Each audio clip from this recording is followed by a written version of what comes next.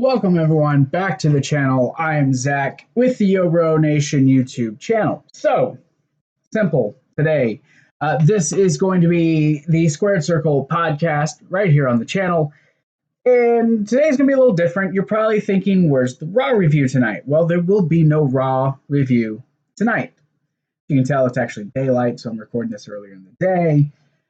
This is not going to be the regular day for this podcast, but to kind of make an announcement and to kind of give you guys a quick little update on what's going on the channel. Also, I got a little bit of news, some stuff that I'd like to talk about that's going on in the wrestling world. Not quite as, well, I guess you couldn't say as damning as the hashtag speaking out movement that is going on. You guys can actually check that video. It's in the iCard above me. Over that way. There are things going on in the world, and I want to talk about that. I also want to talk about Tessa Blanchard. Just a couple quick news stories, but the main focus of this video today on the podcast is just giving you guys an idea of what's going on with the channel, why I wasn't uploading last week with my Raw, SmackDown, and everything reviews. So, before I get to that, welcome to episode 8 of the Squared Circle podcast. Of course, again, I am Zach.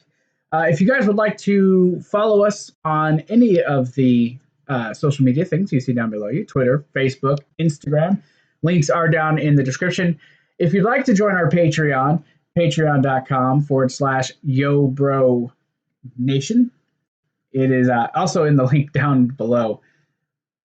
I do have a TeePublic store. That's down in the description. If you guys look at StreamLabs, you can do that. If you don't want to pay any money to help us out, you can simply just like, share, and subscribe to the channel. So, pleasantries out of the way. Let's get to the nitty-gritty here, shall we?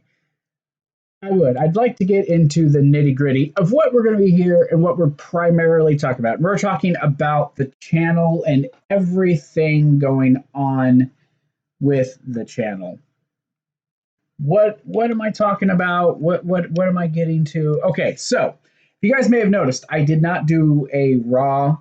Well, I did a sort of review last week for Raw. There was no SmackDown review, primarily because SmackDown was an hour of a match that I had already seen and thoroughly enjoyed in the Boneyard match. But it just wasn't enough to SmackDown to really whet my appetite for a review. I opted out to just take the evening, enjoy it with my girlfriend,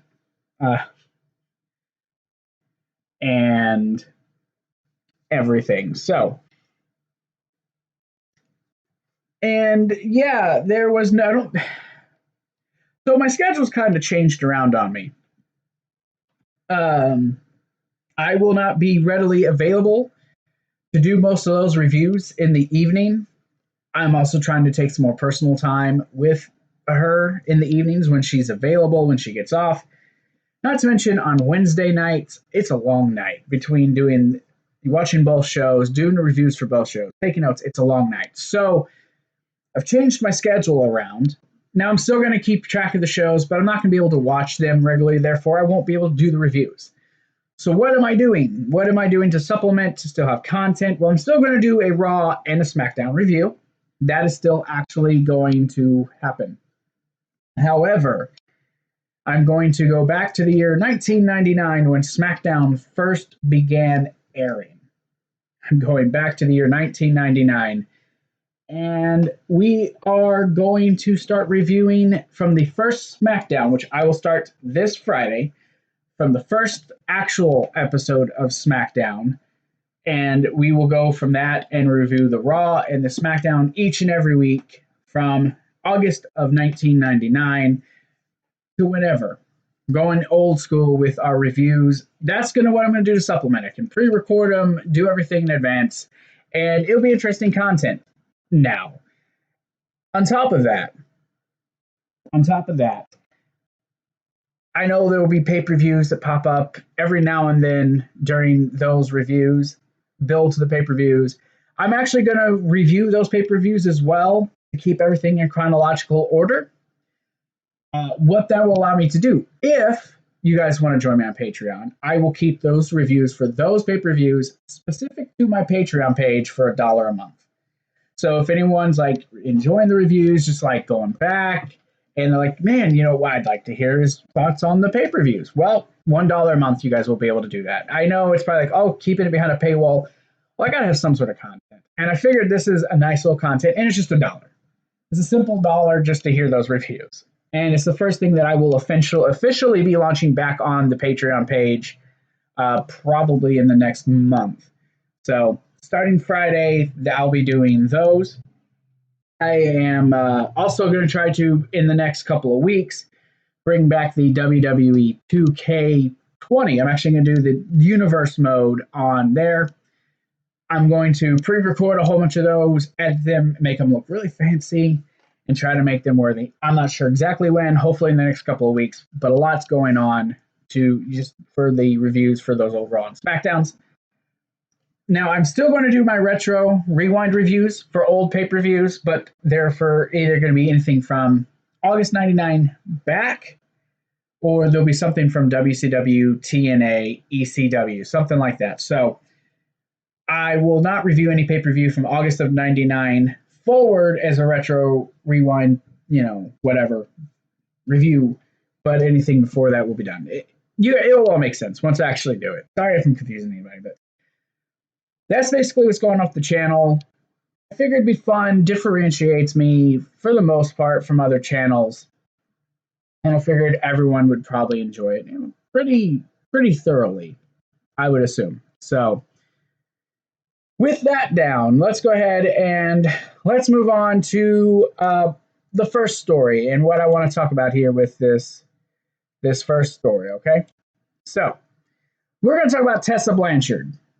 I want to jump into this story around Tessa Blanchard, what's going on with her. Let's jump into that, though. So Tessa Blanchard, for those of you who know, was up till now the Knockouts. Well, she's a former Knockouts Women Champion, but was the Impact World Champion. Now, I just did a Father's Day video last weekend where I actually talked about her possibly staying with Impact because it's a place that works well with her.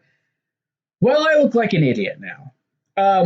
Because as of this recording, Tessa Blanchard has been fired from Impact Wrestling.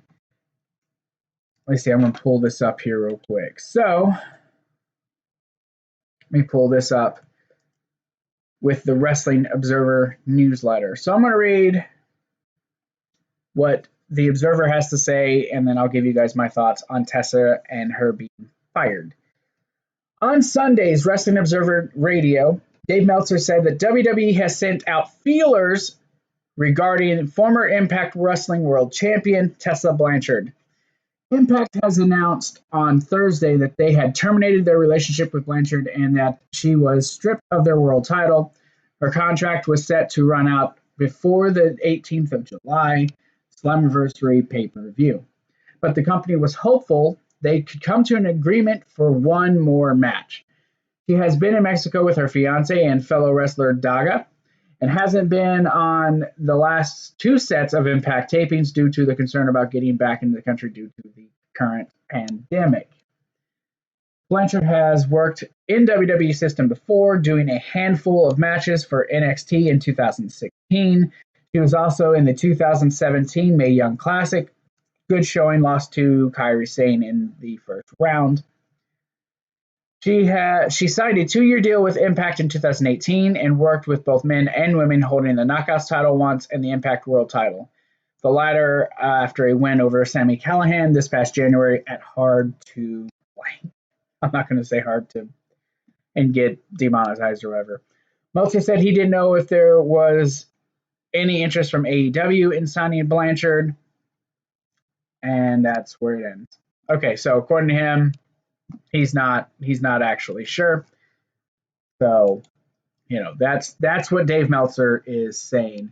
So yes, she was fired. The rumor is that WWE is looking to sign her. Now, should they? I think they should. I think there's bigger money opportunities. Now, I know a lot of people want her in AEW. Personally, I'm cool with the WWE thing. I think it'd be just fine. But let's say, for instance, for argument's sake, that this is simply just a rumor, which is all it is right now, because who knows? Because according to Brian Alvarez, from what he put on Twitter and what he's hearing, there is no interest in anyone signing her in WWE because they actually put contracts on hold because of the pandemic. So he thinks it's unlikely that she's going to be signed. There's a lot of things with her. If you guys remember, right around the time the pay-per-view Hard to Kill happened, a lot of things came up about her possible racist remarks, how she was mistreating other talent, spitting on a person, legitimately spitting on a person at one point. I don't know. Does WWE take her with the baggage? Possibly. I've read a report that AEW has no interest in Tessa Blanchard.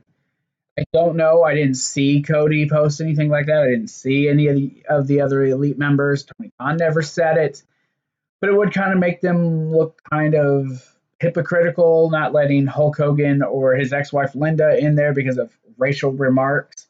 So if they bring Tessa in, kind of makes them hypocritical. Not in my opinion, but in other people's opinions, it may seem that way. Personally, I don't care if she does that. I'm cool if that's what she wants to do, if that's what they want to do. I mean, she's talented. There's no denying that. She is still, in my opinion, one of the best women's wrestlers in the world. She can work, not just with women, but with men. I mean, you have a huge star in your hands, but she does have that baggage of the allegations pushed against her, especially at this current time with the speaking out movement and everything that's going on with that in pro wrestling and apparently in the comedian circles it's going on. So it's dangerous ground, not just for AEW, but WWE as well. But again, she's still so uber talented. And then you hear the antics though about her attitude backstage, from other people. It's just such shaky ground. Now, I personally, if I'm a promoter, I'm saying, okay, it's okay. It's like in the NFL, right? In the NFL, you got these troubled players, but teams still sign them. Like Antonio Brown, prime example, right? Prime example of players who perhaps really don't need to be playing. They need to be doing other things, but they're so damn talented. You want to take them. You want to put them in there and plug them in and play them like the Patriots did with him last year. That's what you'll do because you know the success and the money you'll make off of him because of how good he is, and attendance will go up. That's what you get with a Tessa Blanchard. Now, she's not a Brock Lesnar type. She's not going to boost ratings like that. But in a, say, Raw or SmackDown's division or an NXT division, I mean, imagine Io Shirai and Tessa, right? Imagine Mia Yim and Tessa. Imagine freaking Candice LeRae versus Tessa. Like, not big name match, but just the match quality itself. Or Tegan Nox versus Tessa. That would be a fantastic division. But then you could plug her into the AEW women's division. And immediately it boosts that level, right? It takes that where they're kind of right here and it puts them up here. In my opinion, and I could be wrong. You might have people like, well, fuck Tessa. Tessa's just not worth it. I seriously, I disagree. Yes, she comes with baggage, but if I'm a promoter, I take her anyways because I know what she does for my brand. I know what she does for my company. I take a gamble on her. And if she's in AEW, her father's there. Maybe her father can keep her tempered. I heard someone talk about that. Like, maybe he keeps him. It was a tweet from Big Swole. Maybe daddy keeps her in line. It's worth the risk. But from what I heard, AEW though they're not interested. And that's a shame. I really do feel like that's just a huge shame and an opportunity that they're missing out that they could have her. And it sucks. In all honesty, it sucks. I would, if I were them, I would take the opportunity and I'd run with it. I would just run with it and have her. That's just me. But you guys, let me know. Let me know down in the comments below. What would you do with Tessa? Would you keep her? Would you take her? Would you just say, nope, we're done? Give her some time to. Remember, she's only 24 years old. She is 24 years old. She's got a good 10 to 14 years in her. She's not even hit her prime yet. I don't even think Tessa is at her best yet. Imagine Tessa going to WWE. Imagine Tessa going to WWE and facing Charlotte, facing Sasha Banks, facing Bayley, going against Becky Lynch when Becky gets back, facing the incredible talent in NXT and some of the main roster talent. They have really good Ember Moon when she comes back. There is talent there. Asuka versus Tessa. Think about that. I mean, there are matchups that I'd like to see. So perhaps her going to AEW would be good for her personally, but it would be good for business in WWE. So again, now that I backtracked and kept going, what do you guys think? What is your guys' opinion? Let me know down in the comments below. And just let me know your thoughts. So moving on to a not so happy story. I've heard about this for days now. WWE and their COVID testing pandemic coming in, messing them up, having them do reshoots, having them to rewrite shows, messing up tapings and changing dates because they don't like the results of the tests. Lots and lots of different things that I'm hearing. It's a mess, and I hear and I see on Twitter what you've heard. It's much, much worse. So we're going to read this article. We're going to read this article that I've seen on the Wrestling Observer Radio about WWE. And look, this isn't old news, but they changed their dates for their recordings. So WWE is continuing to move ahead with filming new episodes of Raw, SmackDown, and NXT this week with 3 days of taping planned, according to a report by Post Wrestling, and later verified by Dave Meltzer. Wednesday, July 1st, 2 weeks of the Great American Bash episodes will be filmed. Wednesdays will air that night with the other episode airing the following week. Thursday, July 2nd, the July 3rd and July 10th SmackDowns will be filmed in addition to 205 Live. So really they're filming 4 shows in like one day. The July 6th and 10th episodes of Raw will be filmed in addition to WWE Main Event and Raw Talk on Friday, July 3rd. This Monday's Raw was filmed earlier Saturday at the Performance Center. Post also reported that the 2 additional NXT episodes that were filmed to be filmed Thursday are now off. The changes will come as WWE deals with a slew of positive COVID tests that already required some postponements. Several producers and broadcasters, Renee Young, Kayla Braxton, Adam Pearce, and Jamie Noble, have publicly said they were tested. And there's so many more. So many more were already. I mean, this whole thing is just a huge mess. Those are the 4 who come out and said positive that yes, this is happening. And it's not just affecting WWE. We don't yet know if Jon Moxley is going to be able to perform at Fyter Fest in a couple of weeks. They're either already have or are recording for that, so they have it air this week. I believe they've already started shooting. We're going to. I'm not entirely sure. But there's a chance that now he won't even be a part of it. And it's because WWE's precautions. And then think about all the people that Renee Young has been around. That Kayla Braxton has had to be around. And according to Kayla Braxton, this is her second bout with this. That's 2. And it's like, What precautions? You had this anonymous WWE superstar talking about, it's been a joke.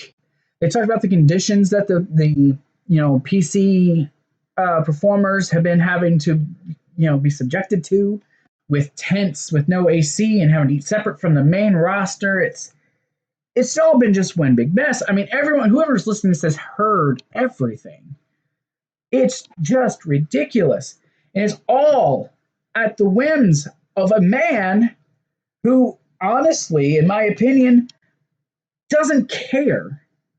He just doesn't care. If he did, they'd stop filming. They would stop filming and just use archived footage. They have 30 years of footage. Over, 2,000 episodes of it's either over or almost 2,000 episodes of Raw that they could just go back to the first episode and go. 3 hours. They were an hour long. 3 episodes every week till you hit the 2-hour mark. And you just go with it. It's not hard. It's really not that hard. But it's like they just don't care. Even if they don't have another fan in attendance, they're going to hit record numbers with finances this year. They're going to be like the highest that they've made. I don't get it. And then they released this stupid statement about how the health and safety of our performers are paramount. But our great leader, Vince McMahon, feels that it is our duty to put the fans first. I'm a fan. JD from New York's a fan. Joe Cronin is a fan. Steven Larson are fans. Elitist is a fan. Shout out to you. Shout out to you, Elitist. They're fans. But I can guarantee you they're more worried about the health and safety of the performers than they are seeing a show every week. You have so much footage from past Raws, some that are better than what we're seeing now.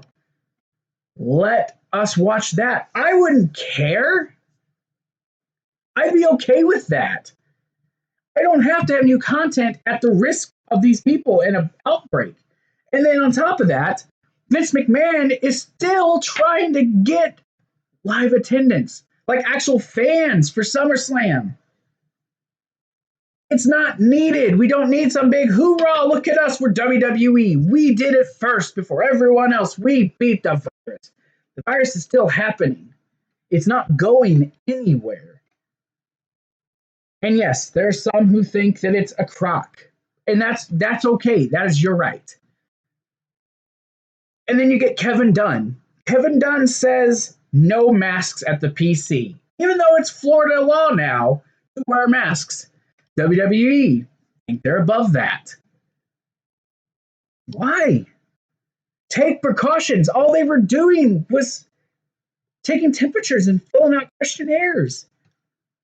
Only when they started having public acknowledgement of outbreak, not of outbreaks, but of people testing positive, did they decide they wanted to actually do anything about it. There was no push to do it before that. None. Now is not the time to play games. Vince McMahon, you're not God. Stop playing around with these people's lives. And now I'm seeing reports that performers, they're getting frustrated. They want tapings to stop because they're not being informed of things. They're being told if you have a positive test, don't talk. Keep your mouth shut. We'll handle the PR. You're not telling no one. I get it. HIPAA. I get HIPAA is a thing. But there's no reason for anyone to be mad because we want to know this is happening. WWE wants to pretend that they're their own little bubble, that they're in their own little bubble, and nothing can get inside that bubble, except it has. My God, I am so happy Roman Reigns decided not to work through this because WWE wasn't going to send him home. They were never going to send him home. They were going to keep him and work him. I mean, yeah, we ended up with Braun Strowman as the Universal Champion in exchange, but beggars can't be choosers, right? Like I said, the whole thing, this entire thing is just one big mess. And it all starts at the top with Vince McMahon. And again, just to hear the comments from Kevin Dunn, they'd be like, as JD would do. You know, no masks. If you wear a mask, you're not a fan. It's so stupid. Just, and I know it's hard. People want to work, so people are going to come in. There are going to be those who are going to just deal with this and be okay with it because it's a push. It allows them to do things that they weren't able to do, and I get that, and that's fine, but man, it kind of sucks. If I'm being honest, it kind of sucks. And I just wish there was some other means that they had to do and take care of this. But unfortunately, I guess it's not the case. It's not the case. But I don't know. Maybe I'm blowing this out of proportion. I know I'm scatterbrained, but maybe I'm blowing this out of proportion. Maybe it's not as bad as I think. Maybe you guys think, well, Zach, just calm down. It's not a big deal, but to me, it is a big deal. You're playing with people's lives. Yes, WWE said they're okay to go home, and they have let some go home. And they've not said nothing. Kevin Owens, yeah, you're good. You're good to go. Roman Reigns, hey, yeah, you're good to go. Except then there's no mention of him on TV. They try to act like he doesn't exist at certain points. There's Sami Zayn, who is stripped of the Intercontinental title. But, Jordan Devlin is allowed to keep his title because, he's stuck in the UK, even though he's possibly done something wrong, too. I don't know. It's all just one big mess. 2020, I think, has been the worst year. And I remember when this year started, I was thinking, it's going to be a good year. It started off good with McIntyre winning the Rumble. The Royal Rumble itself was a pretty good pay-per-view. Edge returned, and it's just like since that moment, not just with wrestling, but just in life in general, it's like it's slowly gone downhill. 2020, I'm not going to throw the bird on you, but screw you, 2020. Screw you. But you know who's not screwed? All of you. I want to thank all of you guys for tuning into this video. I appreciate all of you. You all have been great. I'm sorry for the inconsistency, but life happens. I'm doing what I can. I finally figured out a schedule that works for me to still put out content. I will have videos, Retro Rewind, Squared Circle will be on a set date again. But thank you guys so much. You guys are awesome. I'm Zach with the Yo Bro Nation YouTube channel. This was the Squared Circle Podcast, episode 8. You guys are awesome. And remember, join the nation. Y'all have a good night.